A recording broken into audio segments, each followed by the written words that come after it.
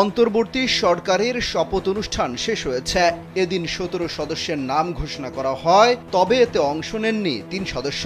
নতুন এই অন্তর্বর্তী সরকারকে শুভেচ্ছা জানিয়ে ফেসবুকে স্ট্যাটাস দিয়েছেন ইসলামিক বক্তা শায়খ আহমদুল্লাহ। তিনি বলেন, নতুন বাংলাদেশ গড়ার স্বপ্ন নিয়ে অন্তর্বর্তীকালীন সরকারের যাত্রা শুরু হলো। আমি এই সরকারের সাফল্য কামনা করছি।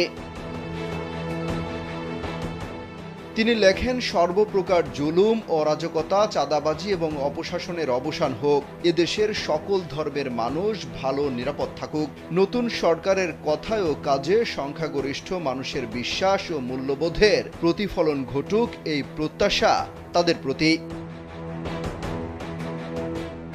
বলেন, আলহামদুলিল্লাহ। আলেমদের প্রতিনিধি হিসেবে মনোনীত হলেন সিনিয়র আলেম, প্রিয় মানুষ ডক্টর আফম খালেদ হোসেন। অভিনন্দন তাকে।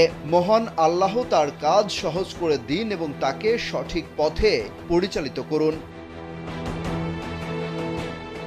নিজের কথা উল্লেখ করে বলেন, আমার অযোগ্যতা সত্ত্বেও আপনারা অনেকে গত দুদিন ধরে আমার নাম প্রস্তাব করেছেন এবং আমার প্রতি আস্থা প্রকাশ করেছেন, যার উপযুক্ত আমি ছিলাম না। তাদের সবার প্রতি আমি কৃতজ্ঞ। মহান আল্লাহ আপনাদের ভালোবাসা ও সুধারণার উত্তম বিনিময় দান করুন। নতুন সরকারের কাছে মানুষের প্রত্যাশা অনেক বেশি। তার কতটুকু তারা পূরণ করতে পারবে সেটা সময়ই বলে দেবে। তবে দোয়া করি, প্রিয় মাতৃভূমি ভালো থাকুক, নিরাপদ থাকুক আমাদের জীবন, সম্পদ, দিন ও ঈমান। অমিত হাসান রবিন, কালবেলা।